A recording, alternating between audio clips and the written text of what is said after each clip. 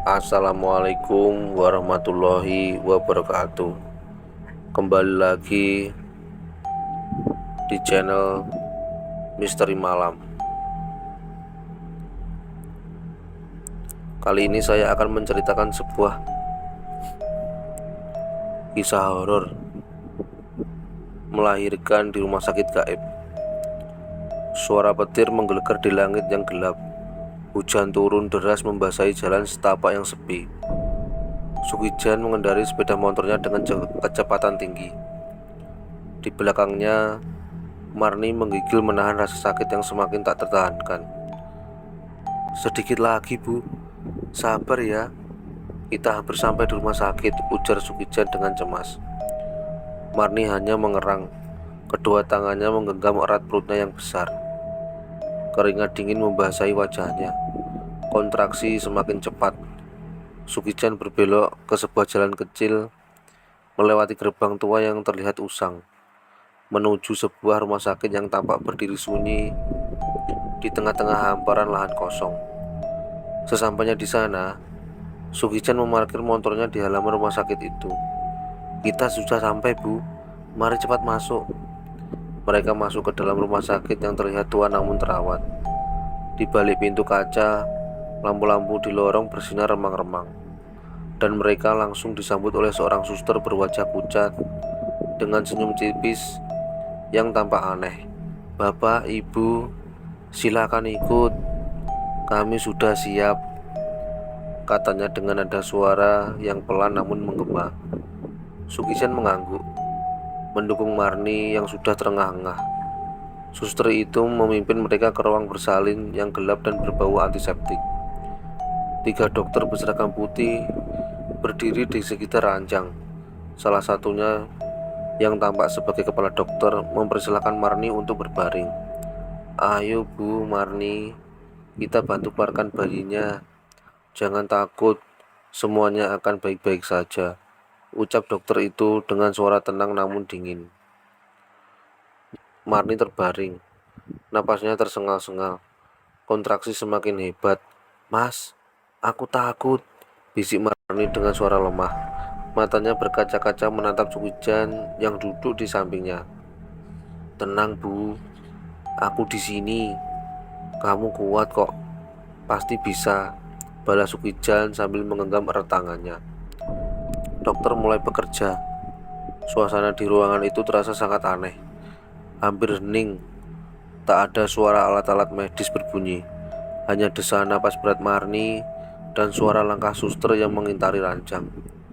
Dalam hitungan beberapa jam, tangisan bayi memecah keheningan. "Selamat, Bu Marni. Bayimu lahir dengan selamat," kata dokter sambil menyerahkan bayi itu ke pelukan Marni. Marni tersenyum, air matanya bercucuran saat mencium kening bayi itu.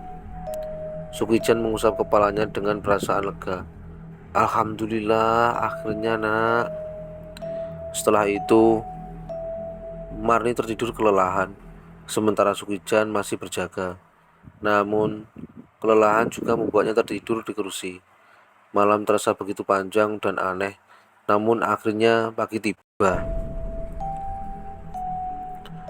Matahari mulai menyinari ruangan ketika Sugijan terbangun. Dia menatap sekeliling dan sesuatu yang aneh mulai terasa. Ruangan itu kini terlihat sangat berbeda. Lampu-lampu yang semalam menyala kini padam. Cat dinding terlihat lusuh dan terkelupas. Lantai berdebu dan alat-alat medis berkarat. Dengan cepat, Sugijan mengguncang tubuh Marni yang masih memeluk bayi mereka. Bu, bangun, Bu. Lihat ini," kata Sugijan panik. Marni membuka matanya perlahan. Dia memandang sekeliling dan wajahnya berubah pucat seketika. "Mas, ini kenapa, Mas? Kok ruangan ini jadi kayak begini?" tanyanya ketakutan. Mereka berdua segera bergegas keluar dari ruangan itu. Lorong yang semalam terang dan bersih kini penuh dengan sarang laba-laba dan debu tebal. Mereka melihat keluar jendela. Halaman rumah sakit tampak tertutup rumput liar, dan gedung itu sendiri terlihat tak terawat, seakan sudah bertahun-tahun tak dihuni. "Lah, yang tadi malam membantu persalinan siapa, Bu?" Sukijan bertanya dengan suara gemetar. Marni hanya menggeleng. Mulutnya tak mampu mengeluarkan suara. Mereka bergegas menuju pintu keluar, berusaha menemukan seseorang yang bisa mereka tanyai. Tapi tak ada siapapun. Ruang resepsionis kosong. Tak ada suster, tak ada dokter. Sesampainya di luar, mereka bertemu dengan seorang kakek tua yang sedang berjalan di sekitar. Sukijan menghampiri kakek itu dengan napas tersengal-sengal. Pak, mau tanya Pak, rumah sakit ini semalam ramai. Kami melahirkan di sini. Ada dokter dan ada suster. Sekarang kok begini? Kakek tua itu memandang mereka dengan tatapan aneh. Rumah sakit ini sudah tutup 30 tahun lalu, Nak. Sudah lama kosong. Tidak ada siapa-siapa di sini. Sukijan dan Marni terdiam. Tubuh mereka merinding. Tapi tadi malam, Sukijan tak mampu melanjutkan kata-katanya. Kakek tua itu menggeleng pelan. Mungkin yang kalian temui bukan manusia biasa. Beberapa orang memang pernah mengaku melihat rumah sakit ini seperti masih beroperasi. Tapi semuanya hanya bayangan masa lalu. Mendengar itu, Sukijan dan Marni mundur perlahan. Wajah mereka pucat pasi. Mereka kemudian bergegas pergi tanpa sepatah kata lagi.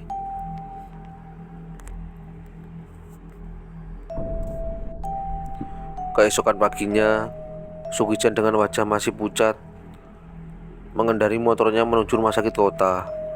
Di belakangnya, Marni duduk sambil menggendong bayi mereka. Rasa takut dan kebingungan masih meliputi pikiran mereka setelah kejadian aneh di rumah sakit semalam. Sesampainya di rumah sakit kota, mereka segera menuju ruang pemeriksaan. Petugas di meja pendaftaran menatap mereka dengan tatapan heran. Melihat kondisi Marni yang masih tampak lemah dan bayi yang baru lahir di pelukannya. Selamat pagi Bapak Ibu, ada yang bisa kami bantu? Tanya petugas dengan sopan. Sukijan menghela napas dalam-dalam sebelum menjawab. Pagi Bu, istri saya baru melahirkan semalam. Tapi kami butuh memeriksa kondisi istri dan bayi saya yang kami alami. Aneh sekali. Petugas itu memandang mereka dengan alis terangkat. Aneh, maksud Bapak apa yang terjadi? Sukijan menatap Marni sejenak, lalu mulai menceritakan semuanya. Semalam istri saya kontraksi dan kami buru-buru ke rumah sakit yang ada di pinggir kota. Kami disambut oleh dokter dan suster. Persalinannya berjalan lancar. Tapi pagi tadi, waktu kami bangun, rumah sakit itu sudah lama kosong, kotor, berdebu, dan usang. Padahal semalam masih terlihat seperti beroperasi. Mendengar cerita itu, petugas pendaftaran terdiam sejenak, tampak bingung dan terkejut. Dia memanggil seorang perawat yang berdiri tak jauh dari sana untuk mendengarkan cerita Sukijan. Perawat itu mendekat, menatap mereka dengan serius. Rumah sakit yang Bapak sebutkan, apa betul rumah sakit tua yang ada di pinggir kota itu? Sukijan mengangguk. Iya benar, yang dekat jalan kecil itu. Kami sampai di sana karena tidak ada rumah sakit lain yang lebih dekat. Perawat dan petugas saling berpandangan dengan raut wajah tegang. Perawat itu menghela napas sebelum berkata, Pak, rumah sakit itu sudah tutup sekitar 30 tahun yang lalu. Kami sering mendengar cerita dari warga tentang kejadian aneh di sana. Beberapa orang pernah melaporkan hal serupa, tapi tidak ada yang bisa menjelaskan kenapa itu terjadi. Sukijan merinding mendengar penjelasan itu. Jadi, siapa yang membantu istri saya melahirkan? Perawat itu hanya menggelengkan kepala. Kami tidak tahu, Pak. Tapi kami akan memeriksa kondisi istri dan bayi Anda sekarang untuk memastikan semuanya baik-baik saja. Mereka membawa Marni dan bayinya ke ruang pemeriksaan. Dokter yang memeriksa tampak serius, sementara Sukijan menunggu dengan cemas di luar. Beberapa saat kemudian, dokter keluar dengan wajah lega. Pak Sukijan, kondisi istri dan bayi Anda baik-baik saja. Semuanya normal, tidak ada yang perlu dikhawatirkan, kata dokter itu. Sukichan mengangguk meski perasaan lega itu bercampur dengan kebingungan. Terima kasih dok, tapi kejadian semalam, dokter itu mengangkat tangannya, seolah sudah mendengar cerita semacam ini sebelumnya. Saya mengerti pak, ada banyak hal di dunia ini yang tidak bisa kita jelaskan. Yang penting, sekarang keluarga Anda sehat dan selamat.